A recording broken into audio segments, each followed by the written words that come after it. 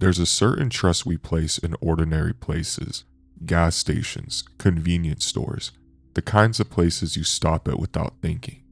You assume that if something is sold openly, next to energy drinks, supplements, and snacks, it must be safe, or at least not deadly. But in recent years, a drug has been sold quietly at gas stations across the United States.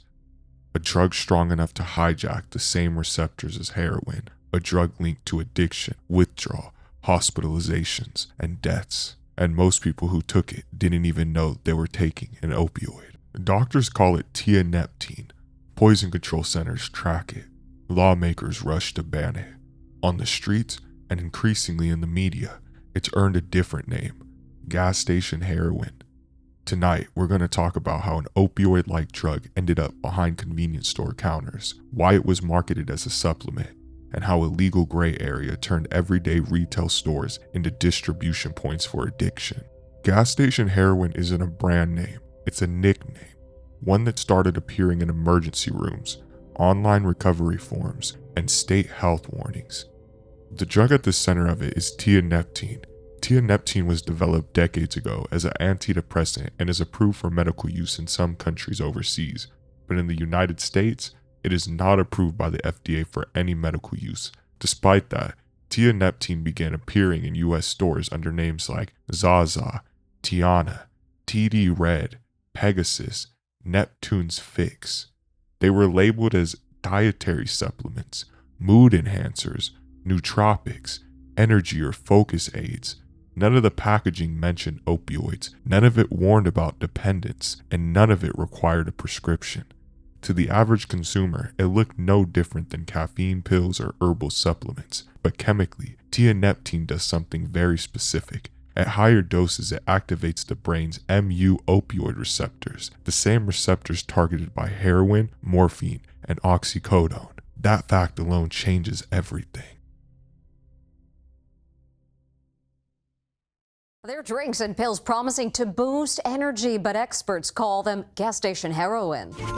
It's sold as happiness in a bottle. You can find it online at convenience stores, even gas stations. But experts are sounding the alarm, calling what's in these bottles and pills gas station heroin. It's scary how available it is because when you go into the gas stations, it's right up front. Morgan Eccles says she thought the active ingredient in it, tianeptine, was a safe dietary supplement that might help with her anxiety. I would never have bought this had I known at the time what it was. She says it only took a couple pills for her to get hooked. It has the potential to destroy anybody. And that's exactly what this mom says happened to her son. It's horrible. There's a reason they call it gas station heroin. Christy Terry says her life was shattered when her 19-year-old son Jonathan died after taking these pills he bought at a gas station. It's sold under names like Neptune's Fix and Tianaa Red. But the main ingredient in it, tianeptine, has recently been linked by doctors to serious side effects, including seizures and death. This can be very dangerous because you just don't really know what's in that bottle. Dr. Diane Colello, who runs the New Jersey Poison Center at Rutgers Medical School, says cases of tianeptine poisoning are surging. It worries me a lot. It's going up across the nation. Experts say the so-called gas station heroin works like a powerful opioid and can be very addictive. We went shopping at several convenience stores around New Jersey and found Tianaa Red and Neptune's Fix readily available. Neptune's Fix. The cost, around $30 a bottle. Now she and this grieving mother say they want to see it taken off the shelves. My son was a healthy 19-year-old that had his whole life ahead of him, and your supplement killed my son. Products with tianeptine have been banned in 9 states. Makers of Neptune's Fix and Tianaa Red did not return our calls. To understand why this drug is dangerous, you have to understand how opioids work. Mu opioid receptors regulate pain, pleasure, breathing, emotional regulation. When these receptors are activated, the brain releases dopamine. That's what creates euphoria. That's what reinforces repeated use. According to pharmacological studies, tianeptine binds directly to these opioid receptors, especially when taken at doses far above what was originally studied as an antidepressant. And that's exactly how it's being used. People don't take one capsule and stop. Tolerance builds quickly, so users increase the dose. Then they increase it again. Poison control data shows people taking dozens of capsules per day just to avoid withdrawal. And once dependence sets in, stopping isn't simple. One of the most disturbing aspects of tianeptine isn't the high, it's the withdrawal. Users report symptoms that mirror and sometimes exceed opioid withdrawal. Vomiting, uncontrollable shaking, panic attacks, sweating, insomnia, depression, suicidal thoughts. And what makes this worse is that many users didn't know they were taking an opioid at all. They thought they were quitting a supplement. Emergency physicians have described patients arriving in full opioid withdrawal without realizing how they even got there. Some medical case reports describe patients needing hospitalization just to stabilize. And unlike prescription opioids, there is no standardized dosing. No warning labels, no medical supervision, just a plastic bottle sold for cash. The danger didn't go unnoticed. According to the U.S. Food and Drug Administration, calls to poison control centers related to tianeptine increased dramatically over the last decade. The Centers for Disease Control and Prevention and the National Poison Data System reported sharp rises in seizures, loss of consciousness, respiratory depression, cardiovascular complications.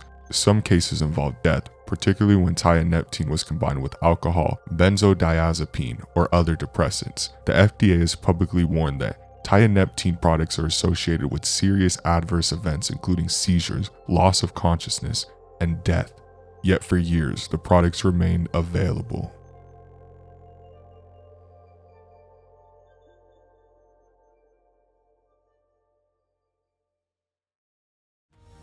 Some people call it gas station heroin, and this drug, which is illegal in Alabama, is starting to show up here. Tianeptine is not FDA approved, yet many states sell it, and officials say it is getting into the hands of young people. In fact, a Wetumpka hospital reports it's seeing an uptick in the number of people struggling with tianeptine withdrawal symptoms. In fact, it's reaching a crisis level. WSFA 12 News reporter Brady Talbert with the story, new tonight at 10.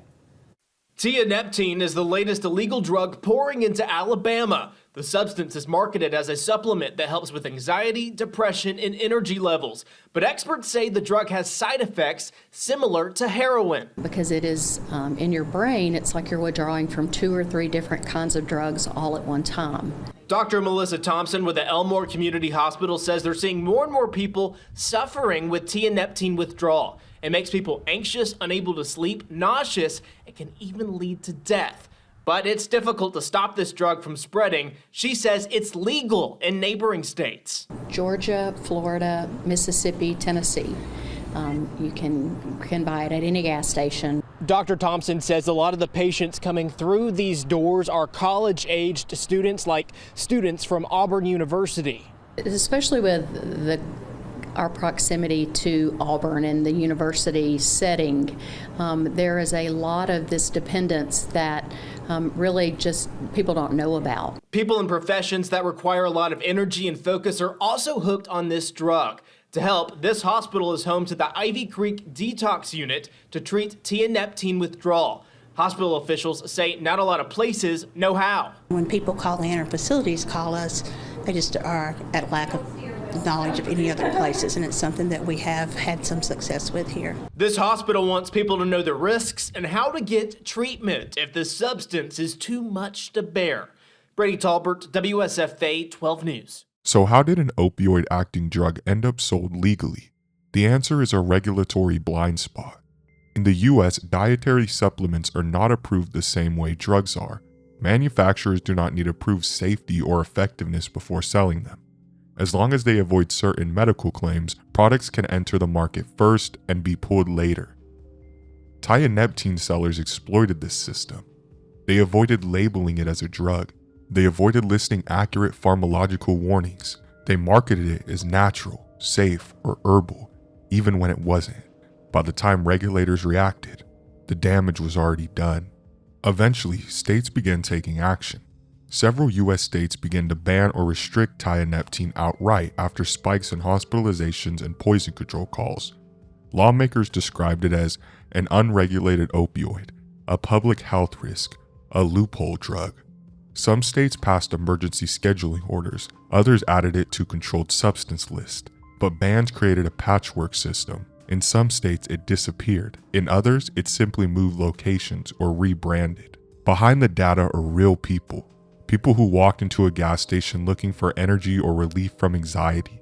People who trusted the label. People who had no history of opioid abuse. Online recovery forums are filled with the same stories. I didn't know what I was taking. I thought it was safe. I wouldn't have touched it if I knew. Doctors report patients embarrassed, confused, and terrified, unsure how they became addicted to something sold next to soda and snacks. This isn't a story about reckless drug use. It's a story about misplaced trust. Tianeptine isn't just a one-off problem. It represents a larger pattern. Gray market drugs, minimal oversight, delayed regulations, real harm. The same pipeline that allowed tianeptine into gas stations has allowed synthetic cannabinoids, unregulated stimulants, mislabeled supplements. Each time the response comes after the harm, and each time the public is told it was unpredictable, but the pattern is clear. Gas station heroin doesn't come in a needle, it doesn't come in a prescription bottle, it comes disguised as something harmless, and that's what makes it dangerous. This story isn't about fear, it's about awareness. Because when drugs that act like opioids are sold without warning, when addiction is hidden behind bright labels, and when regulation comes too late, the consequences aren't theoretical. They're sitting in emergency rooms. They're in the lives of people who trusted what they bought. And that's why this story matters.